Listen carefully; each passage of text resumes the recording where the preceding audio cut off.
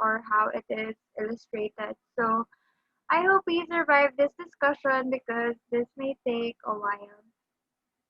So first off, the revenue or receipt cycle. So it includes the sale of goods or services to customers. It involves collection of cash and it affects sales and accounts receivables. And then we have the departments involved in this cycle is the sales department to increase the entity's sales, the credit department to minimize exposure to high risk customers, the inventory control department to control transfers of inventory in and out of storage, to monitor inventory levels, and etc. And then the shipping department to provide reasonable assurance that all billings are shipped.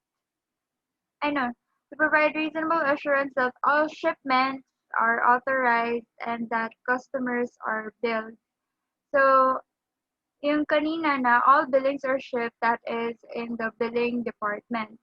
And then lastly, we have the accounting department that records sales and forward invoices related to receivables, which updates the ledger to the customer's account and also provides cost information of inventory and record transactions related to the cost of goods sold. So the related paperwork involves first is the sales order slip or customer order. So so the sales order slip or customer order is made by the sales department, which contains the details of goods ordered like the quantity, the prices, and payment terms.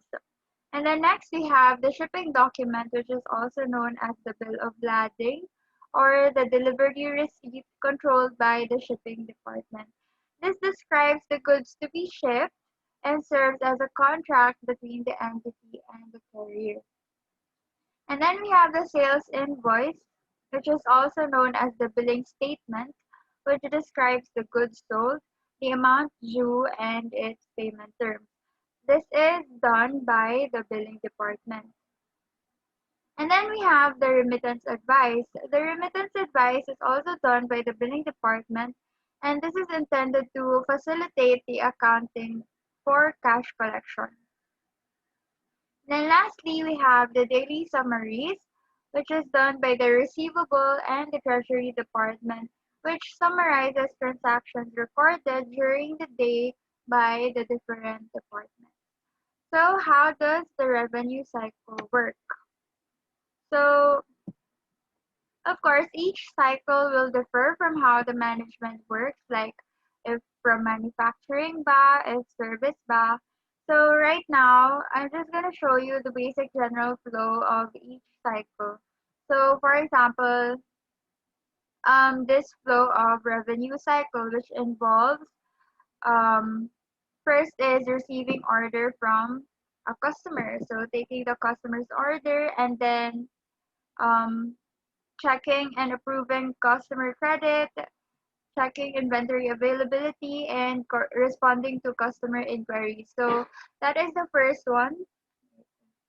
Baka pwede siya, annotate this one. So here, it's the order from customer. So order from customer involves taking their order, checking and approving their credit, checking inventory availability if available by an order nila, and responding to customer inquiries if they have any. And then next is we have the processing order. Nakikita ba siya? I'm not sure. Wala? Okay, never mind. So next is we have the processing order. So processing the order by making goods ready for delivery.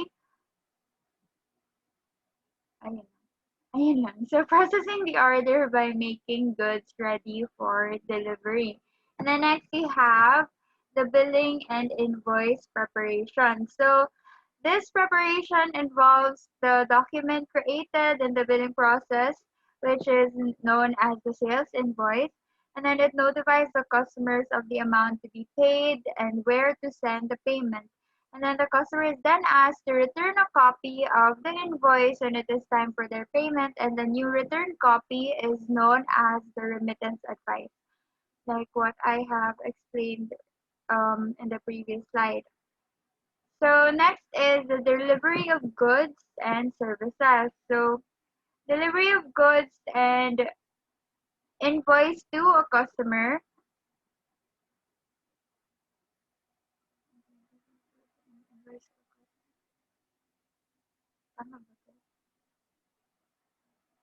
Ah, so after the billing and preparation, next is you have to deliver the goods and services to the customer. And then, so pag na-deliver na siya, it is received by the customer. And then, so yun nga, invoiced by the customer. And then, next is you have to record the transactions. And so where are we going to record this? Of course, the accounts receivable. So you are going to update the accounts receivable account. So the receivable function uses the information on the invoice to debit the customer's account for credit purchases and credit the customer's account when payment is received.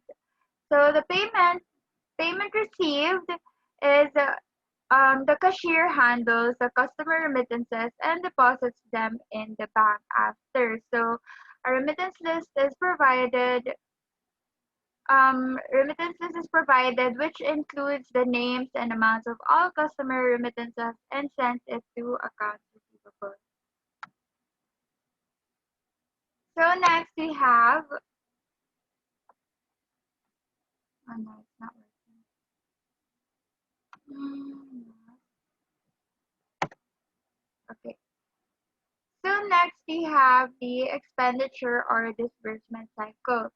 So this cycle involves the acquisition of goods or services, the payment for goods or services acquired, and then the accounts affected into the purchases, including the returns and allowances, and then the discounts. So it also includes accounts payable and of course cash.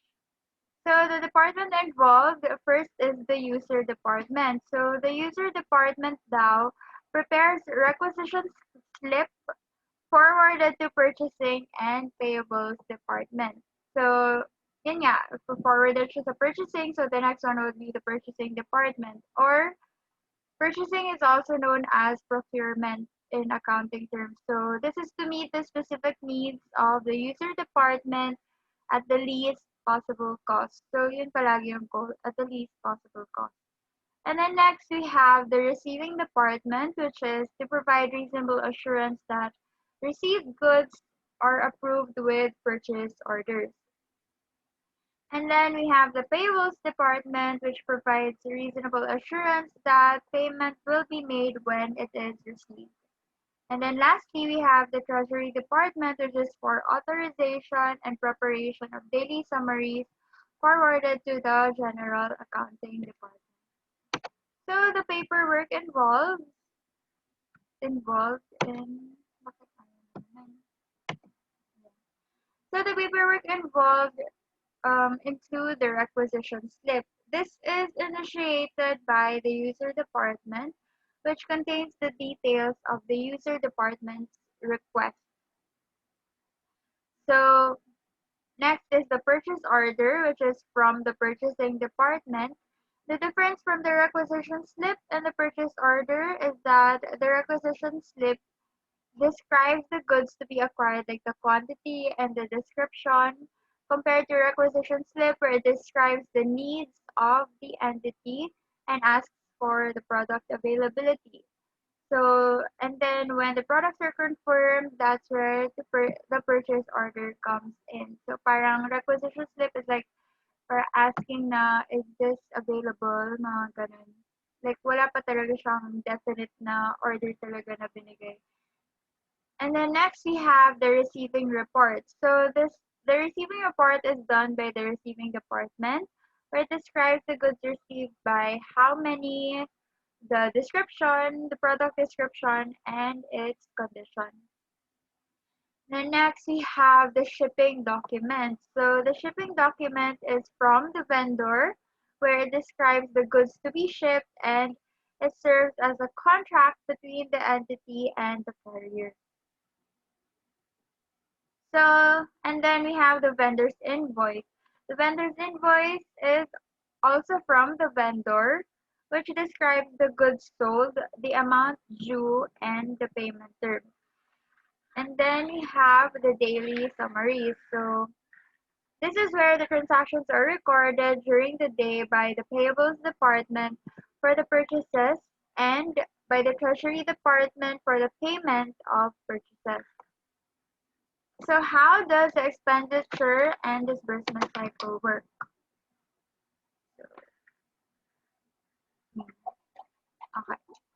So for some, no, for some cycles, it is known as the accounts payable cycle.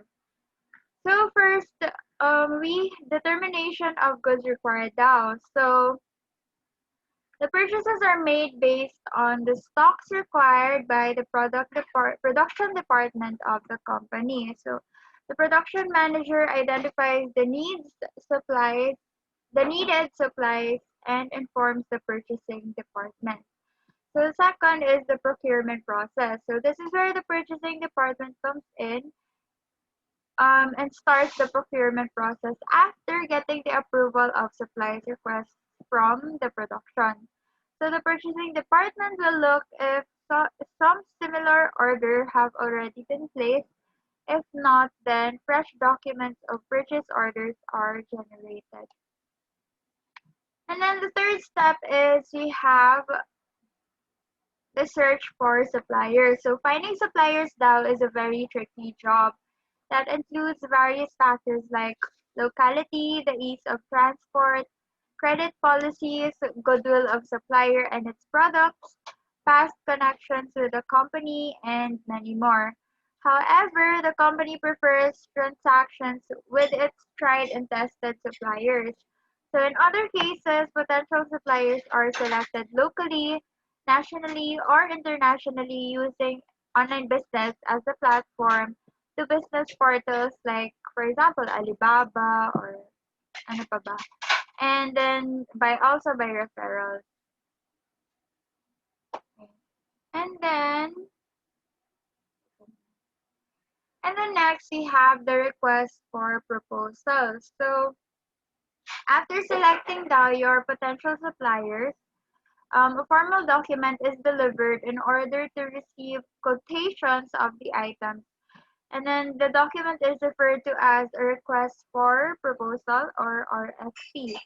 A supplier will send a proposal including the product rates and qualities and asks the company to do business with them. And then you have to review the receiving quotation na binigay. So the company reviews the quotation sent by different suppliers and filters the suppliers who can fulfill the company's requirements. So the company then informs the selected suppliers about its interest in making purchase deals. And then the company then, the sixth step, begins the negotiation process. So negotiation is a hectic and sometimes time-consuming process where buyer requests the seller to lower its rates,